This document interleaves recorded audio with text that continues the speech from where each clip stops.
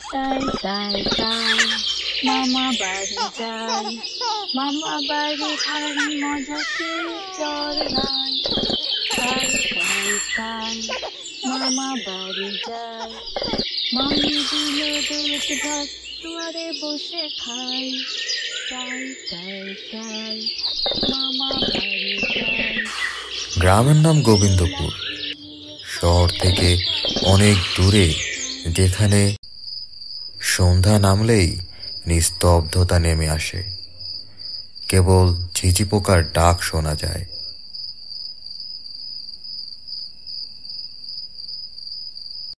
গ্রামের এক পাশে ছিল এক পুরনো হিজল গাছ, প্রায় 200 বছরের পুরনো। গোবিন্দপুর গ্রামের হিজল গাছ যেন একটা জীবন্ত দানব।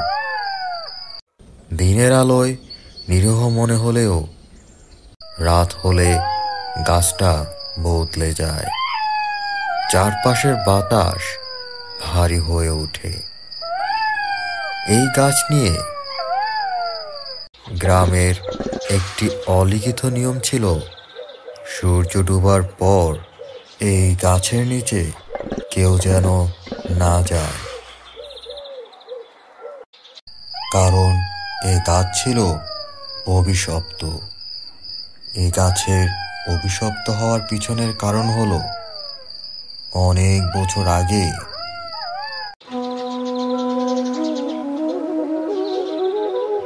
এই গ্রামে ছিল ফুলজান বুড়ি। সে ছিল এক অসহায় বৃদ্ধা, একমাত্র ছেলেকে হারিয়ে একা হয়ে গিয়েছিল সে। ঘর বলতে ছোট্ট একটা কুটির ছিল সেই হিজল গাছের নিচে। আপনজনও ছিল না, তাই দিনের বেলায় সে গ্রামের মানুষদের ঘরের কাজ করে দিত, আর রাত হলে এসে বসতো সেই হিজল গাছের নিচে। আর সে বলতো, গাছে আমার আসল ঘর, এই গাছ আমার আর একটা সন্তান। কিন্তু মানুষের মন নিষ্ঠুর। গ্রামের কিছু লোক তাকে ভালো চোখে দেখত না।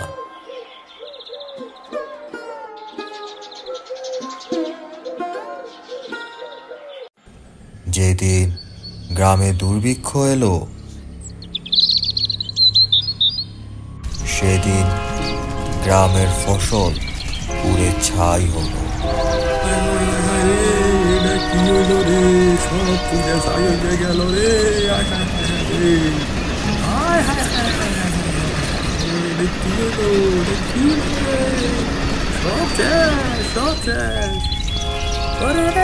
সব ভুলে গেল রে, শেষ আমাদের এতদিনের কষ্ট সব শেষ।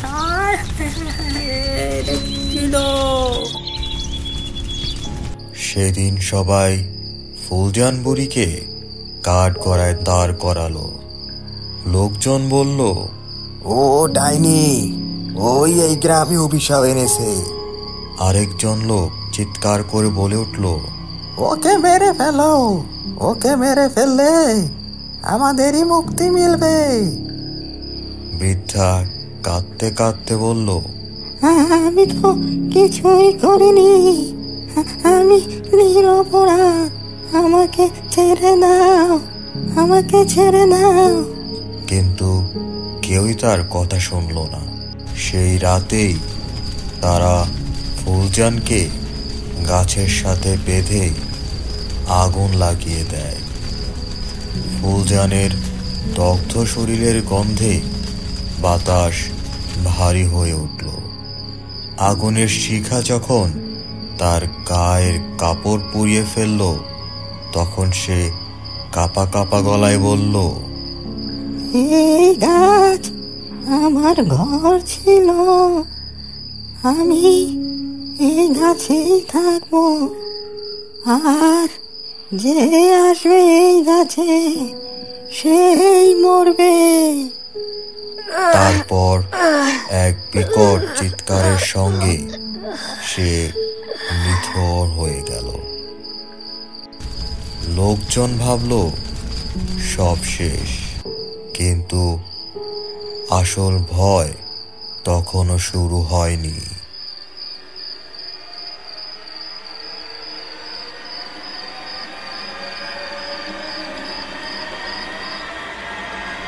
সেই রাত থেকেই হিজল গাছের নিচে একটা ছায়া দেখা যেতে লাগলো।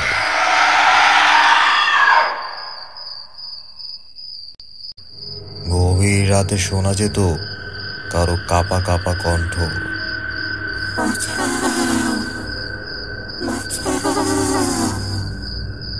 আমাকে বাঁচাও, আমি নিরপরাধ, আমাকে বাঁচাও।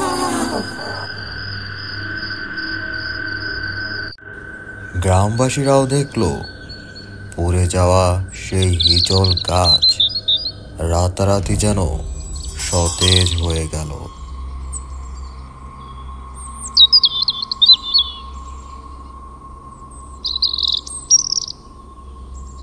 তা দেখে গ্রামবাসীরা সিদ্ধান্ত নিল সন্ধ্যার পর ওই গাছের নিচে কেউই যাবে না। কিন্তু মানুষের একটা বদ অভ্যাস আছে, নিষেধ করলেও আরো বেশি আগ্রহী হয়ে ওঠে। আর এই নিয়ম ভেঙেছিল গ্রামের 3 জন লোক, যার জন্য তারা 3 জনই হারিয়ে যায়। প্রথম জনের নাম ছিল কাদের। তার সাথে ঘটনাটি ঘটে 3 বছর আগে। কাদের ছিল গ্রামের রাখাল। একদিন সন্ধ্যার পর সে হারিয়ে যাওয়া গরু খুঁজতে খুঁজতে গাছটার নিচে চলে গেল। তখন প্রায় রাত 8টা। কুয়াশা ঘন হচ্ছিল, বাতাসও ভারী হয়ে উঠেছিল। সে সেখানে যেও তার গরুগুলোর খোঁজ পেল না। যা, গরুগুলোকে খুঁজতে খুঁজতে তো হিজল গাছের নিচেই চলে আসলাম, কিন্তু গরুর তো পাত্তাই নেই। এখন এইখান থেকে ভালোই ভালোই ফিরতে পারলেই হয়। আমাকে বাঁচাও, আমি নিরপরাধ, আমাকে বাঁচাও। সে আশেপাশে তাকালো, কিন্তু কাউকেই দেখতে পেল না। আবারও সেই ডাক, এবার আরো কাছে।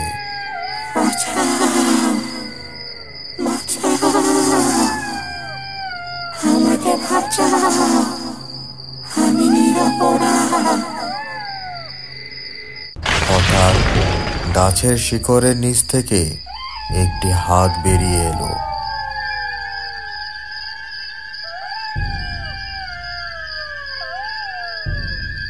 ওরে বাবা রে, এটা কি? ওরে বাবা রে, এটা কি?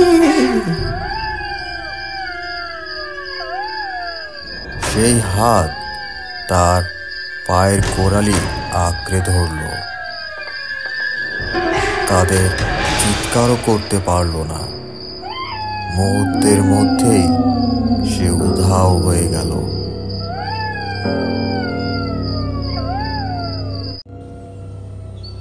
সকালে সবাই তার ছেঁড়া গামছাটা পেল সেখানে, কিন্তু কাদের আর কখনোই ফিরল না। তার কিছুদিন পর নিখোঁজ হয় 2য় জন। নাম তার সোহেল। কাদেরের হারিয়ে যাওয়া ঘটনা গ্রামে তখনও টাটকা।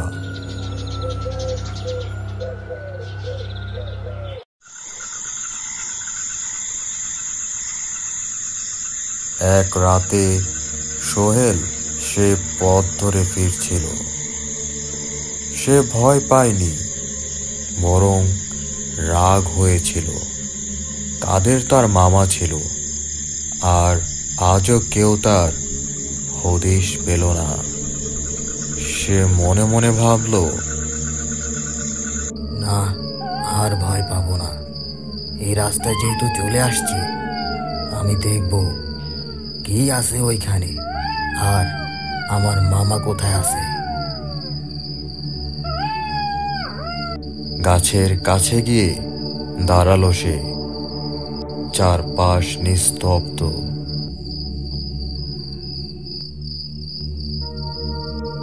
হঠাৎ বাতাসটা যেন থমকে গেল।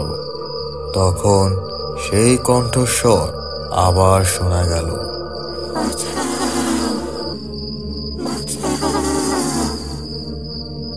আমাকে বাঁচাও, আমি নিরপরাধ, আমাকে বাঁচাও। সেই হাত মাটির নিচ থেকে বেরিয়ে এলো। সোহেলের পা চেপে ধরল।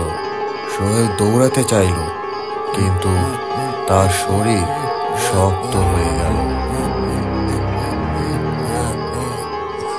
না না না না না না। গ্রামের মানুষ শুধু শুনতে পেল একটা ভয়ানক চিৎকার।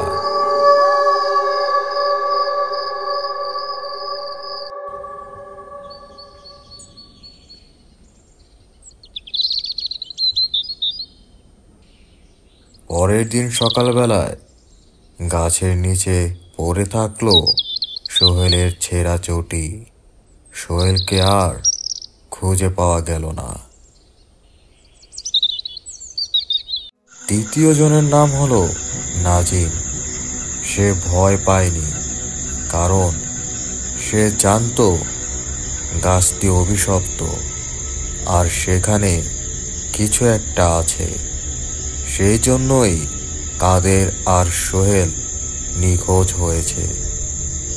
তাই এক রাতে হাতে কুড়াল নিয়ে চলল গাছটির উদ্দেশ্যে। সে ঠিক করলো, যত যাই হোক, আমি আজ ওই গাছটাকে কাটবই। হয়তো ওই গাছেই কাদের আর সোহেলকে লুকিয়ে রেখেছে। নাজিম একবারও পিছনে ফিরে তাকায়নি, একবারও ভয় পায়নি। গাছের নিচে পৌঁছে সে কুড়াল চালালো। সাথে সাথেই গাছের ডালপালা কেঁপে উঠল। চারপাশে যেন এক অদৃশ্য কাঁপুনি শুরু হল। তখন গাছের শিকড় জড়িয়ে নিল তাকে।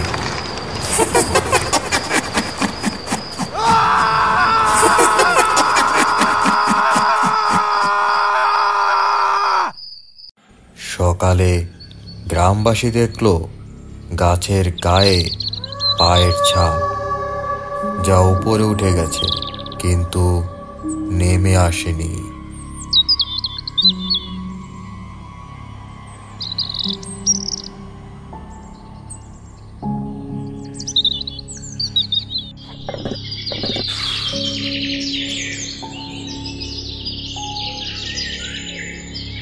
অবশেষে গ্রামবাসীরা বুঝতে পারল, যতক্ষণ এই গাছ আছে ততক্ষণ তারা আর শান্তিতে থাকতে পারবে না। এবার আর দেরি করা যাবে না, এই গাছকে শেষ করতেই হবে। এই গাছকে শেষ করতে হবে। কয়েকজনের ভুলের জন্য এইভাবে তো সবার জীবন যাইতে পারে না। এই গাছটাকে পুড়িয়ে ফেলতে হবে আমাদের।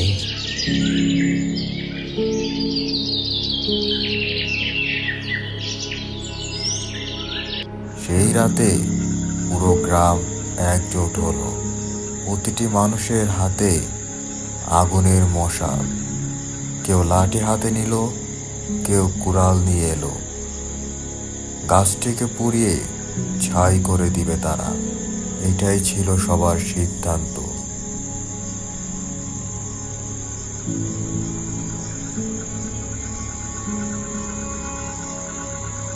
গ্রামবাসীরা যখন গাছের গোড়ায় আগুন দিতে গেল, তখনই ভয়ানক কিছু ঘটল। গাছের ডালপালা হঠাৎ এমনভাবে দুলতে লাগলো যেন একটা অদৃশ্য শক্তি তাদের থামাতে চাইছে।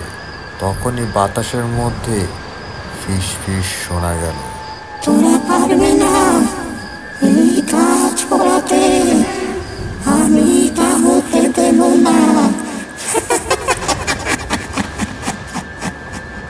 গ্রামবাসীরা আতঙ্কিত হয়ে পিছনে সরে গেল। একজন কাঁপা কাঁপা গলায় বলল, ওরে বাবা, এই গাছ আবার দেখি কথাও কইতাছে। আর ঠিক তখনই গাছের নিচে একটা অবয়ব দেখা গেল, কালো ছায়ার মতো। গ্রামবাসীরা বুঝতে পারল এ আর কেউই নয়, ফুলজান বুড়ি। তার চোখ জোড়া আগুনের মতো জ্বলছিল, শরীর কুঁজো হয়েছিল। সে বিকট হাসি দিয়ে বলল, তোরা পারবে না এই গাছ পোড়াতে, আমি তা হতে দেব না। তারপর গাছের ডালপালা আপনা আপনি নড়তে শুরু করল। একটি ডাল এসে এক লোকের পিঠে আঘাত করল, সে ছিটকে পড়ে গেল। আরেকজনের হাতে থাকা মশাল নিচ থেকেই ভয় পড়ে গেল। গ্রামের লোকেরা ভয় পেয়ে পিছু হটতে লাগলো, কিন্তু তখনই এক বয়স্ক লোক এগিয়ে বললেন, ভয় পেও না, আমরা সবাই একসঙ্গে লড়লে ও কিছুই করতে পারবো না। সে কথায় সবাই আবার এগিয়ে এলো। একজন চিৎকার করে বলল, আগুন ধরাও, সবাই মশাল ছুঁড়া মারো। সেই মুহূর্তের সঙ্গে সঙ্গে 10টা মশাল ছুঁড়ে মারা হলো গাছের গায়ে। আগুনের শিখা এবার দ্রুত ছড়িয়ে পড়ল। ফুলজান বুড়ি বিকট চিৎকার করে উঠল, আমি যাব না, তোরা আমার সব কিছু কেড়ে নিবি, আমি যাব না। কিন্তু আগুন তখন পুরো গাছটাকে গ্রাস করে ফেলেছে। কালো ধোঁয়ার ভিতরে ফুলজান বুড়ির অবয়ব ছটফট করছিল, আর তার চিৎকার ধীরে ধীরে ক্ষীণ হয়ে আসে। শেষবারের মতো সে ফিসফিস করে বলল, আমি নিরাপরাধ, আমার তো কোনো দোষ ছিল না। তারপর এক মুহূর্তেই সে ধোঁয়ার মতো মিলিয়ে গেল। গাছ তখনও জ্বলছিল, কিন্তু এবার আর কোনো কান্না নেই। কিছুক্ষণ পর বিকট শব্দে গাছটা ভেঙে পড়ল।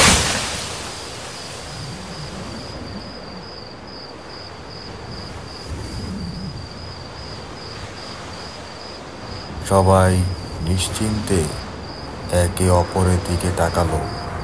গ্রাম অভিশাপ মুক্ত হলো। পরের দিন সকালে যেখানে গাছটি ছিল সেখানে গর্তের মধ্যে 3টি পোড়া হাতের ছাপ পাওয়া গেল। এগুলো আর কারোই নয়, নাজিম, কাদের আর সোহেল। তারাও মুক্তি পেল গতকাল রাতে।